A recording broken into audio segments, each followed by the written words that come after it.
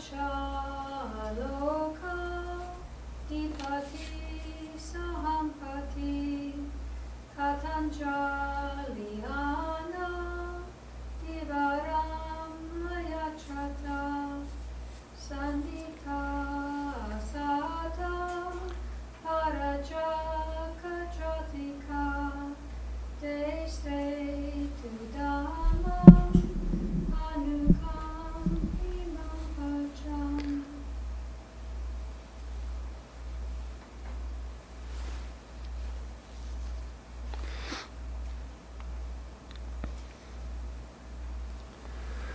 Namo tassa bhagavato arahato sama sambuddhassa.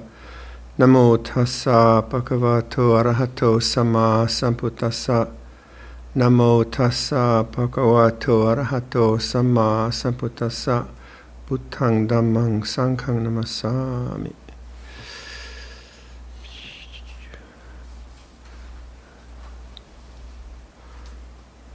Good evening, everyone on Zoom.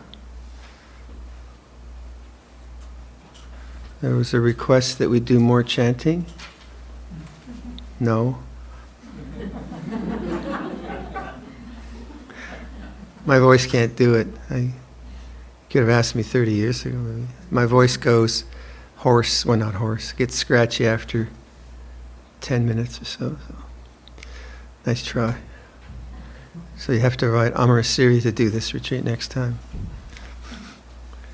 So like in the monastery we do have sometimes quite a lot of chanting. It depends on the makeup of the Sangha. But I think, have you guys done the Itipiso 108 times? How long did that take? 2 hours? 3 hours? Less?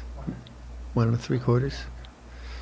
So sometimes we do Itipiso Bhagava Arahang Samma, which is not so long, but we do it 108 times.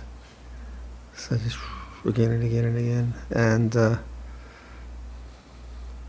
Lumpo Piak, I think he does it like all night, doesn't he? Something like that. So there is that tradition. I'm just too old. I just want to be peaceful.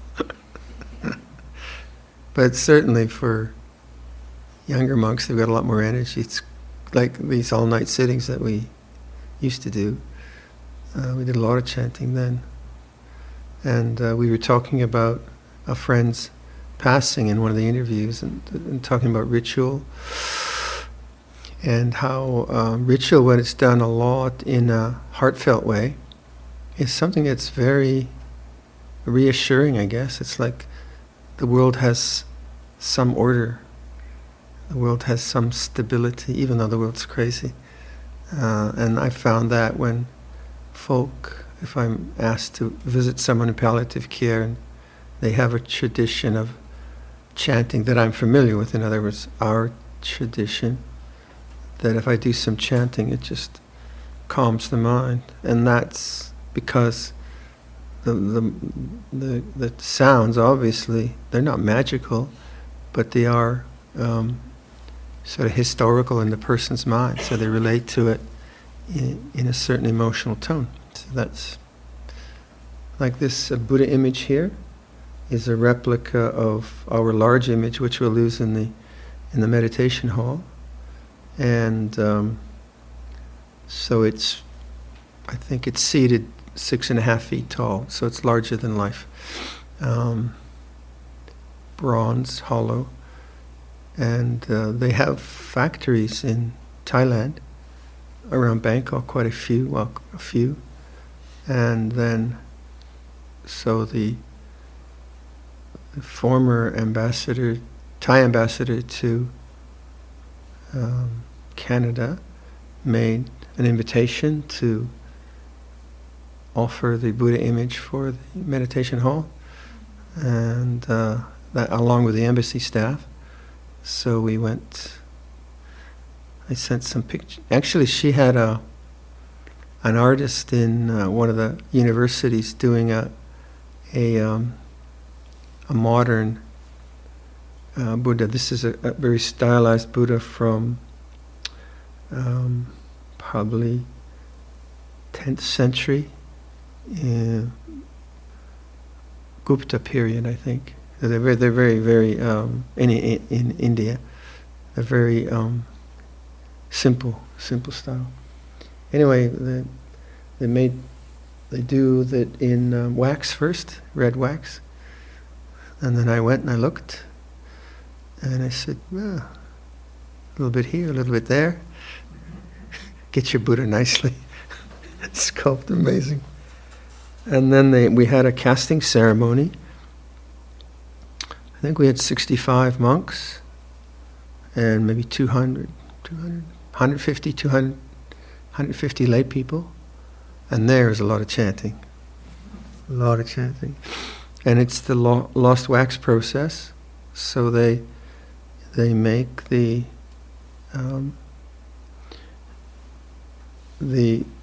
positive is in clay, and then they put the negative is plaster cast over it, cut in two.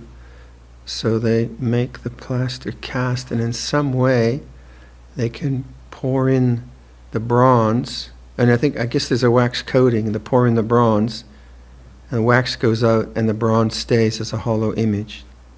I didn't get that quite right. A lost wax process. So while they were pouring the bronze into this large plaster cast, we were doing chanting, lots of chanting. So we have rituals around. Oh, that was so interesting. That was very, very interesting. We'll have to make another one. And then this tanka, as you know, is made by a Polish friend, Zbigniew Molski, who I haven't seen for years and years and years. From Belarus, I think, something like that. Yeah. So we have the kind of richness of a tradition that when you get to the monastery, then we'll do like Dhammacakka Sutta, or they will. I'll listen. But anyway, if you have a love of chanting, then do develop it. Listen to recordings of it, and make it a way to ground yourself in wholesome states of mind. But we won't do it this retreat. And then someone asked, what is an appropriate response to global warming? Difficult question, really. I'll just make sure I have it.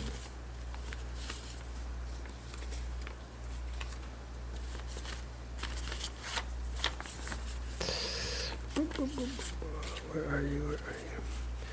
What is the wise response of the heart to the suffering of our planet, wildfires, floods, sixth extinction of species? Well, I always take those two conventional reality and Dharma reality as my way of thinking about these things. So if it's Dharma reality, then the point of that is always to put an end to suffering. Not the suffering of the world, you can't at that level, but to use this life, because in Buddhism, human birth is very, very valuable, very rare, and the opportunity there is for enlightenment. And that could sound selfish, where the world is burning and you're just thinking about getting enlightened. And yet, when I see the effect that Luang Por Chah has had on the world, and Luang Por Sumedho on the world, and His Holiness the Dalai Lama, and Desmond Tutu, and all kinds of, for me, heroic figures, their effect on the world was profound. So, enlightenment doesn't, to me, it doesn't imply selfishness or even kind of recluseship. It just implies freedom from ignorance. So if I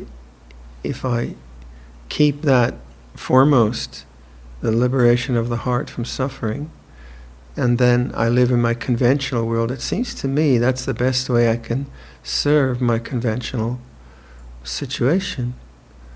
Like if I'm a teacher. I've never perceived myself as a teacher. I'm just kind of perceive myself as a guy who shares his hobby. But anyway, if I and I get paid for it. If I perceive myself as a teacher, and I made that paramount, me, the teacher, and then I didn't look at the egotism or whatever was behind that. I didn't make the dharma of suffering first. Then what would the effect of that be? But if I make the dharma first and foremost of liberating the heart from ignorance, then it seems to me my expression in the world is going to be most useful. So as what is a like appropriate wise response to the world? Well, that on the convention level, one can't say. Each of us has a different set of engagements that we're involved in our emotional life. Like Simone Weil, who I was quoting the other day, she gave up sugar at the age of 6 because the troops in this First World War, the troops were on rations and they didn't have enough food. So at 6 years old, she gives up sugar. I mean, her life is extraordinarily strange, and de Gaulle said she was crazy, and yet when you, this is a long story, you have to read it, but then when you read about her mystical experience, like, wow, she really had something. So her level of empathy for the planet was for workers and Spanish war, Civil War and all that. It was amazing. But, some people thought she was mad. And so in Buddhism, we tend to say that compassion has to be balanced with equanimity. And so we do talk about the complexities of the world, and all the suffering of the world is a very complex thing. And we give to it what we can, but also we try to stay centered with acceptance of the way things are. But, a lot of young people would say, well, how can you accept what's going on? You have to be more active. So I don't have any answer at all really around that. But it does seem to me that the understanding of suffering and its end is something I can do no matter what. If we have forest fires around Tisurna, it's going to be a challenge. Then how equanimous can I stay with that, and so on and so forth. But when the pressure's not on, I can practice in a way liberating the heart from ignorance, finding the space of non-ego and so on. Then as the world presents itself, it's going to be the best thing I can do, I think. But how you respond, it's very, very personal, isn't it? How people are interpreting all of this. Some people are very, very emotionally upset. Some people are indifferent. And there's different ways of thinking about that. So on the conventional level, there's all kinds of issues made, and these kinds of things people ask monks. So, what's right and what's wrong? But in Buddhism, it's not like there's a dogma being disseminated by some high priest saying, well, this is right and that's wrong. It's really not the way of Buddhism. It's more like, okay, do as little harm as possible, as much good as possible, and make your own choices. So I don't enter into areas of conventional reality where people make choices. So, what's your choice? You have to choose that. But I will question people where they're coming from. I'll do that a lot. So, like, as another topic made, then I've been involved with maybe 3 people now. And only one directly, 2 indirectly. But the one directly, I just kept asking her, so, why are you doing this? What's your state of mind? And just to try to make her conscious of where she was at inwardly when she made these choices. But no way, I'm gonna, it's not for me to judge or to say. So that's why maybe this retreat I kept emphasizing the conventional truth and the Dharma truth, and I find that very important. So as a monk, I have the suttas, my teachers teaching me Dhamma, and then I have my lifestyle defined by the Vinaya. And so I got a pretty good package that way. Like, I'm lucky that way. So my social activism is always just try to create monasteries and places where beings can kind of hang out with a nice architecture. So yeah, a lot of things, there aren't any clear answers, but it does seem to me that if my heart is available to suffering, then I'm going to respond well. But if my heart is overwhelmed by suffering, then how can I be really helpful? So, would it be possible for us to chant in the mornings?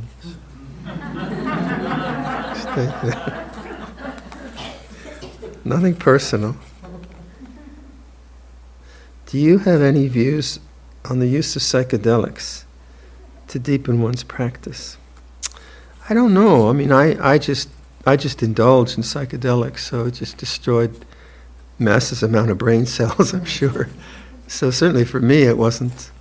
It was a kind of, in the beginning, it was. Someone asked me, I was like 16 or 17, something like that. Someone asked me, "Why do you do this?" I said, well, "I'm interested in consciousness." I remember actually saying that, but then it just became a trip. So it lacked that, and then the result of that and using weed was that my samadhi was just pathetic, So it didn't really help my spiritual life. But that's me and the use of it. But then you read Gabor Mate now and his talk about he's talking about past life trauma now. I said, well, okay. But John Hopkins is doing studies on microdosing with psilocybin, and so I don't know.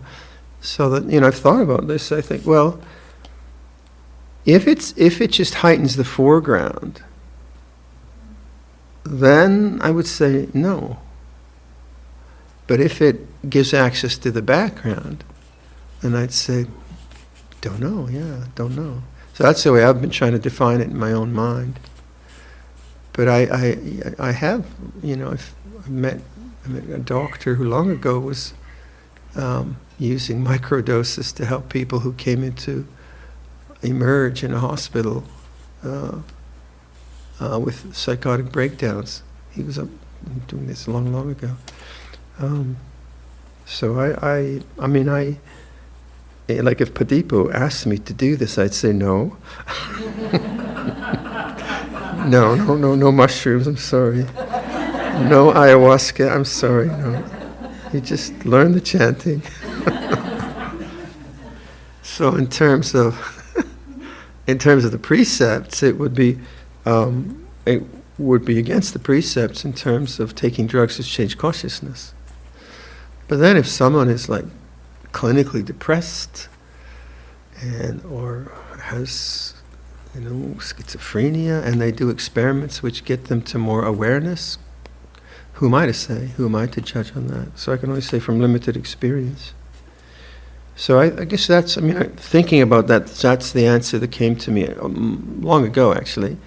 If it's just a heightened experience and the foreground becomes more and more important, no. But if it's the background and has a long-term effect of the background being more dominant, then I would say, yeah, I guess. But I'm not going to give you a prescription, that's for sure. So, again, but it messed my mind up. I just was so paranoid after all that. I've heard dukkha translated as unsatisfactoriness. What do you think of that translation? I find suffering overstates the problem, at least for me. So I've often talked about this. Dukkha is used so dukkha is the Pali word. So it's used in, let's say, 3 ways. One is around the word Vedana. Vedana is the feeling of pleasure or the feeling of displeasure, pain and pleasure. Something is attractive and inviting, then it has Sukha Vedana in it. Someone is painful, repellent, it's Dukkha Vedana. So Sukha and Dukkha. And then you could see that would be on a scale, wouldn't it? You could have something extremely painful, unpleasant, and you could call that suffering, or you could just have, you don't like the color of the rug, and it would be unpleasant. So it's a whole range, and Sukha Vedana in the same way. And then Dukkha is also used in the Four Noble Truths. There's Dukkha, there's the cause, there's the end, and there's the path which puts an end to Dukkha. That's usually translated as suffering. And but it has again a wide range of modes of discontent, and that rendering of it is not about Vedana. So you can have unpleasant Vedana, like I can have, like we all know, I can have a headache and not suffer emotionally about it. I think we've all done that, haven't you? You get a headache and you start and you feel the headache, and actually you can be peaceful with it. So Dukkha Vedana does not necessarily equate to Dukkha Satcha. It's not necessarily, so in the Four Noble Truths. So the Four Noble Truths is the attachment to desire is the cause of Dukkha. So Dukkha is used in that way. And so that has a much, obviously, more profound meaning. And then Dukkha as unsatisfactoriness is in the three characteristics, Anicca Dukkha Anatta, the Trilakkhana. And so that teaching is that the natural characteristic of anything that begins ends. Because it begins and ends, there's no one in control, a natural phenomena. And because it begins and ends, it is not the unborn. That you won't find spiritual liberation in anything that changes. And that you don't own it. And there's no owner in it. It's just natural phenomena, arising, ceasing, rising, ceasing, rising, ceasing. And so that, to me, is that's where I use unsatisfactoriness, because, okay, here's the kind of, you get your head around this, that Sukha Vedana has Dukkha Lakkhana. You get that? No? So Vedana is feeling, pleasant and unpleasant. So Dukkha Vedana is unpleasant feeling, Sukha Vedana is pleasant feeling.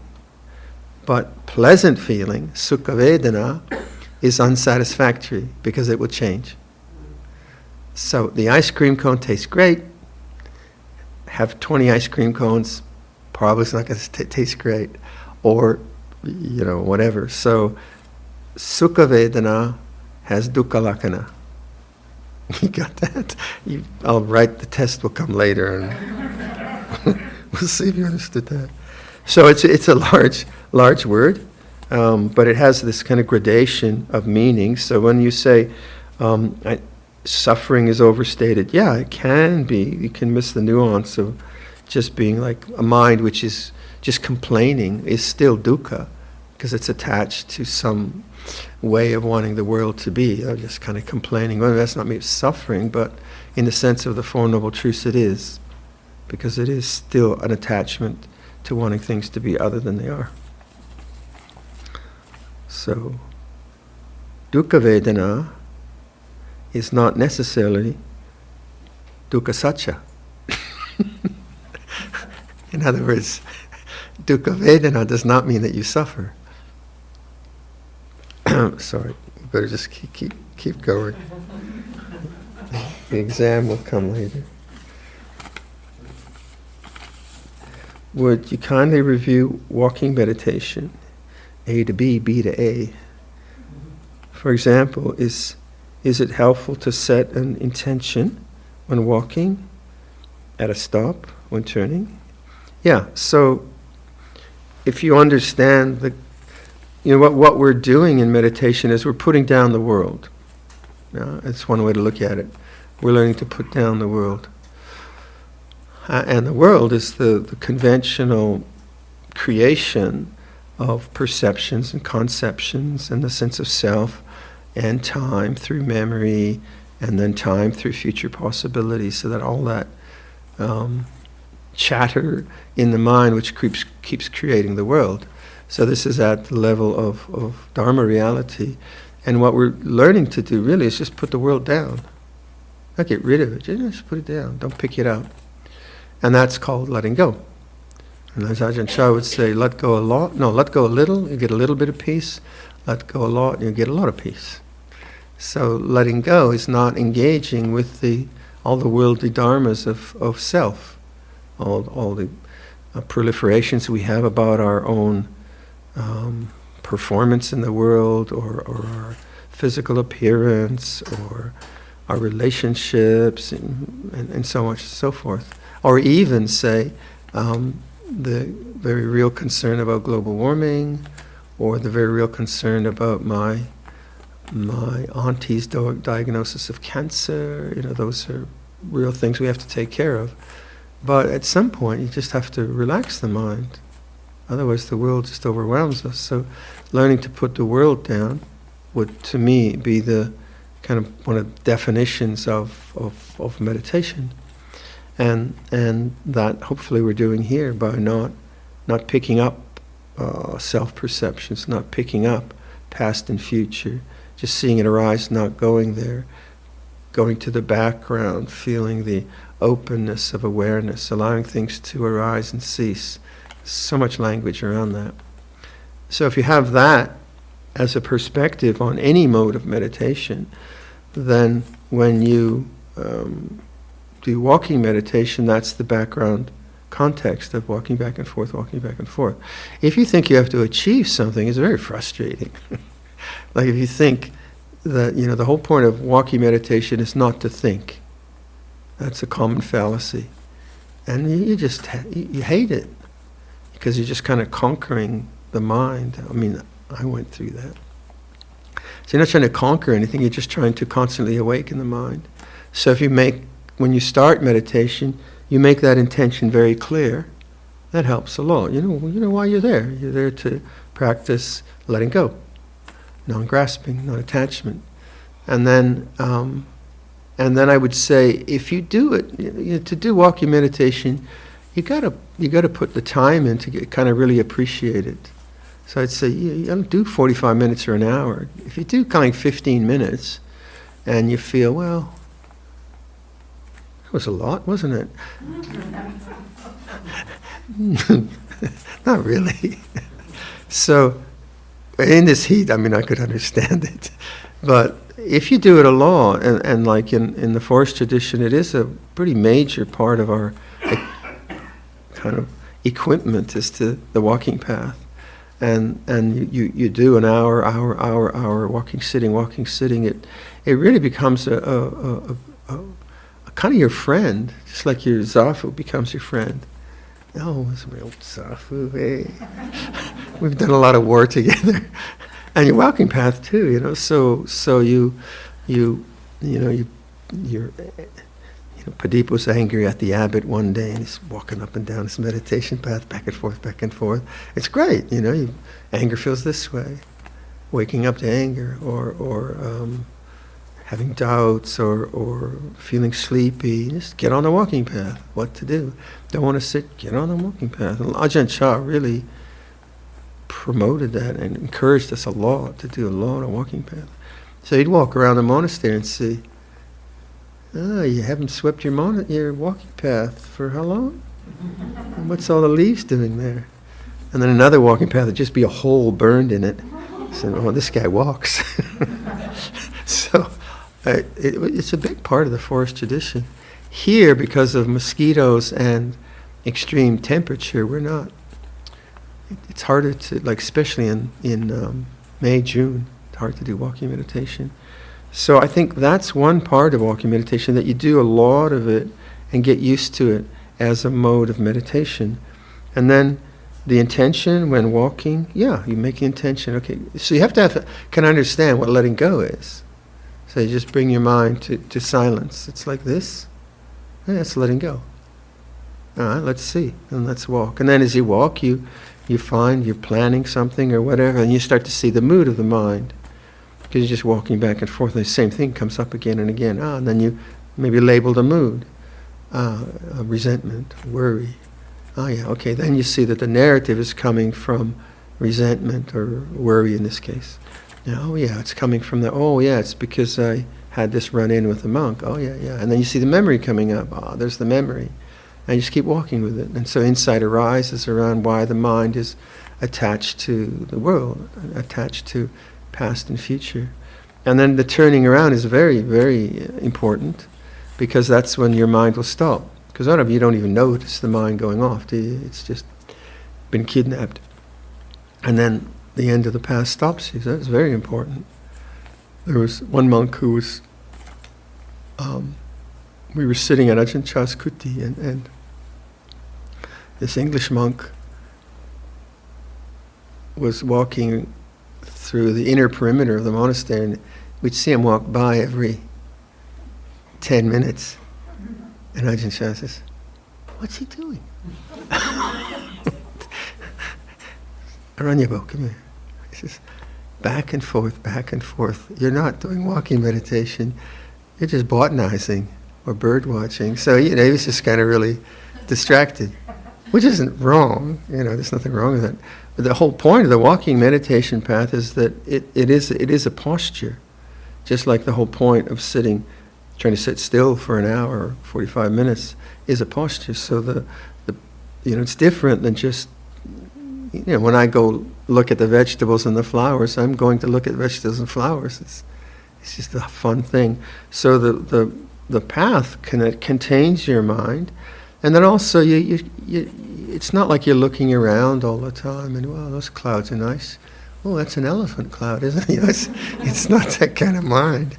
It's a very composed mind, attentive to the inner world, attentive to the creation of a sense of self, and skillful in abandoning the sense of self. The kind of the creation of a sense of self in thought. And then a lot of monks actually do much more walking meditation than sitting meditation. Many of them prefer it. And like some monks who just have a lot of energy, they have maybe like a 30, 40 foot, I think. Like Anando just built a 40-foot walking path, wooden walking path. I said, wow, that's serious. 40 paces is a long way. These are the things lay people think about, like Lexus. We think about walking paths. But I've got a Rolls-Royce walking path. It is the nicest thing, seriously. So it is a really lovely practice to get into, and then you have different ways of walking meditation. So the Mahasisaya tradition does a very slow walking. Ajahn Chah never encouraged that. He said just walk, kind of slow to normal. But the Mahasi tradition has a specific methodology, lifting, moving. It's a kind of, I think they break it up into 5 parts. First 3, then, so it's very, very slow, very, very slow. And Ajahn Chah didn't encourage that for us, because he encouraged just normal awareness around things are. But those have a place. Yeah, so I would, and then like if you're at home, just find a hallway. And as long as your relatives don't object, think you're a bit crazy, and just learn how to just walk in a hallway. It's a very, very good practice. And there's also that.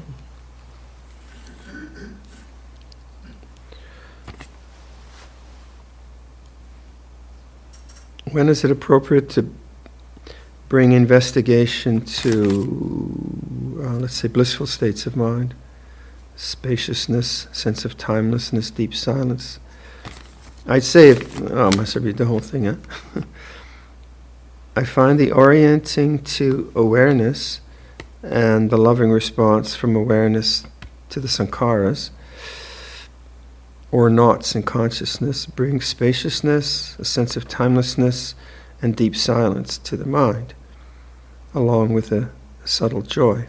My question, or perhaps this is part of consciousness that has a question, is when is it appropriate to bring investigation to these states of ease in the same way that knots, K-N-O-T-S, in consciousness are investigated. So I would say leave it alone. If the mind is relaxed and there's silence, I would just trust in less effort. I'd say do nothing. I think that's quite important. As you progress in meditation, those ideas that come in the more enigmatic statements, like from Zen that you get, or even Buddhism, that you know, the whole sense of a doer becomes the object of awareness. And so kind of thinking I need to investigate or should investigate, it's still the sense of the doer. So I'd say even that, even that. Because the mind has samadhi, it has stillness, it has calm, it can take care of stuff. And then just more and more letting go. Whereas when there's some knotty situation of discontent or doubt, then you have to apply attention. What's happening here? What's the resistance? Not through analysis, just through more observation. But then once there's that space and that calm, I say, great, good, and just abide as that. See what happens. Because inevitably, peace is boring. Because desire wants difference. Desire wants difference. So even like really beautiful states of mind, that somehow, kind of restlessness of the mind, is this it, or should I do something? So even that, you kind of just let go of. But lovely to hear. Nice to know. And you could teach the retreat next time. No, it's encouraging. It's encouraging. If it be your will that I speak no more and my voice is still as it was before, I will speak no more, I will abide until I am spoken for, if it be your will. That's a Dharma teacher's mantra. Please say something. Or like Rumi. I take that's Leonard Cohen's song, right? I take that as almost like Sufism, where in Sufism there's always this kind of intoxication with God, or also pleading with God. Oh, come on. I've been working so hard, give me a sign. So I don't know, I like that way. Can you please talk about how to best guard the eye sense door during daily life? Objects coming through the eyes are so fast and concurrent that it is harder to stay in the awareness in the conventional world. It is indeed. So, I think get rid of Facebook. Get rid of, we're not allowed social media platforms. We made a decision as monks that no monk in our order should have a social media account. That saves us a lot of grief. And then, you're allowed, once a week? 2 hours a week. For a modern young man, to have 2 hours a week on the computer is a renunciation. Much probably harder than celibacy. But all the young monks say, I'm grateful for that. I'm really grateful for that. And so, you are, aren't you? You notice? I didn't look at it, but I said that. We'll speak later. So obviously our culture is, there's a lot that is going in through the eyes, so much. Whereas the forms of nature are good for the eyes. The pine tree is really good for my eyes. Or the river, or the sound of the blue jays, or whatever. So there are sounds and there are sounds. So some mode of monitoring how much one is like, how necessary are some of the inputs that one is involved in, and how to be disciplined around that. And we all talk about that. I guess every parent talks about it with their kids. So that's terribly important. And what what one observes, like doom scrolling. Well, why do that? I say if you do doom scrolling, give it up and do cat videos. Cat videos are fine. They won't hurt you. You just have this pleasant. People look at the news and they do all that. So the word around this is Indriya Samvara, is one of the one of those lists that I always forget. But Indriya Samvara is sense restraint, and it's the moderation of sense inputs where possible, that one undertakes in quite deliberately. And so the monastery is kind of designed around that. So like say for a monk, he should not look with lustful intent at a woman. And so if a monk looks at a woman and there's lust arising or just attraction, then he should just avert his gaze. And that's very powerful. And that takes a lot of mindfulness, things like that. So there's a lot in our training as monks, like we shouldn't be gawking, and we should have a kind of composure in walking and not looking around and so on, which is kind of difficult for lay life. But I think the more you get the mind to a sense of silence, and so you have a meditative life which begins to reward you with silence, begins to reward you with open-heartedness. Those rewards then, if they are corroded by a lot of sense input, you're going to say, I'd rather have the other. And you're going to probably try to make some adjustments to lifestyle. Again, there's no easy answer. I know for myself as a young monk, if there were young Thai women in the monastery, I would take my glasses off. It's just genius move. And they all looked the same age, kind of fuzzy. And it was very skillful means. So I'm sitting there with another young monk. This is, I can remember the year, I think, 1975 or 6. 5 or 6. And I'm sitting there with the old Ajananda, who's died now. And we're sitting in a sala, and this really lovely Thai lady comes in, and we're living in a rough monastery where, this does not happen much. And we look at each other, and then I gave him my glasses.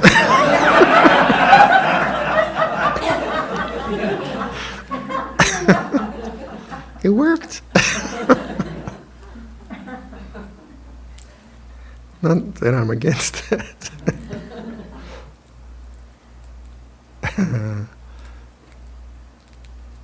So sense restraint comes, it's like,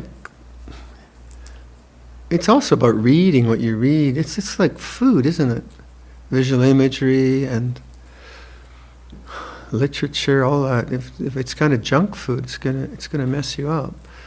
So if I go to London, say, I have a friend that usually then takes me to the British Museum or something, or the V&A. I kind of indulge when I get to London. And then I just find it so chaotic that I just compose my mind. I mean, I want to look at the architecture mostly, that's what I want to look at, but I can just feel my mind getting distracted, and I just compose my mind. I just bring it together, keep walking, keep composed. So there is that. Cities are not meant for tranquility. Ottawa's pretty good, I guess, compared to cities. But I guess mostly it's like nowadays, what is one looking at? on those screens. And there's just the need, for the mind to go outwards. That's an addictive thing, isn't it? We all talk about it. So that if you go back to that alternative reading of the Four Noble Truths, the mind going outside is the cause.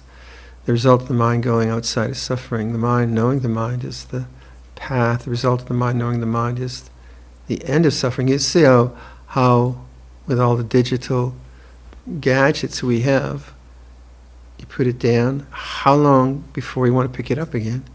Stunning, isn't it?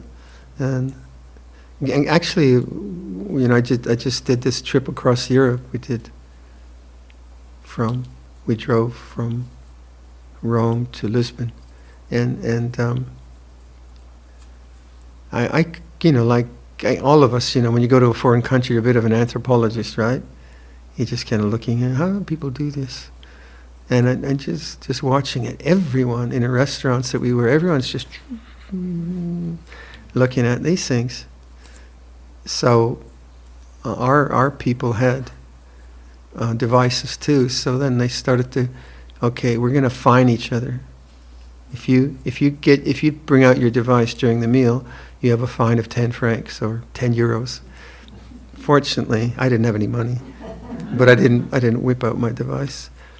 But then kind of just watching, and then we got to a cafe. Where was that? Avignon. It was in Avignon, and we went there every morning for cappuccinos and things. And when I just watching what people do here. They're all smokers. They're all smoking, and they're talking, and no one's got a device. So, not that I'm recommending that we pick up smoking, but it was interesting. There was a more social, convivial kind of atmosphere. It was really quite nice. The smoke wasn't too bad. Anyway,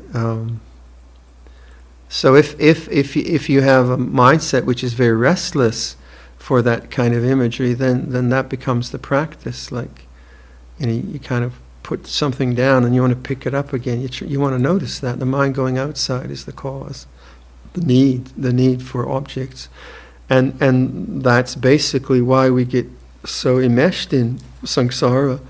We're always preoccupied with objects. You know how I like to use that language of preoccupation and availability. As long as I'm preoccupied with visual objects or whatever, then I'm not available for the transcendent, or the deep peace of the mind. So as when we leave this retreat, you've developed a lot of serenity and stillness, and then of course the desire to look at what's happening on all these different things we like to look at will be very strong. So don't binge. Set up a discipline right away rather than binging and then regretting it, whatever. But it's a modern thing.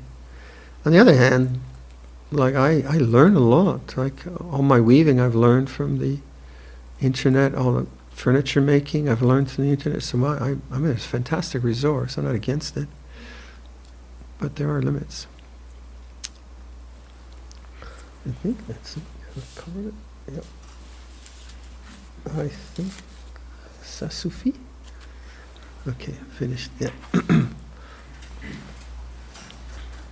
Handamayam Dhammakataya sadhu karang datamase. Sadhu, sadhu, sadhu, anumodami.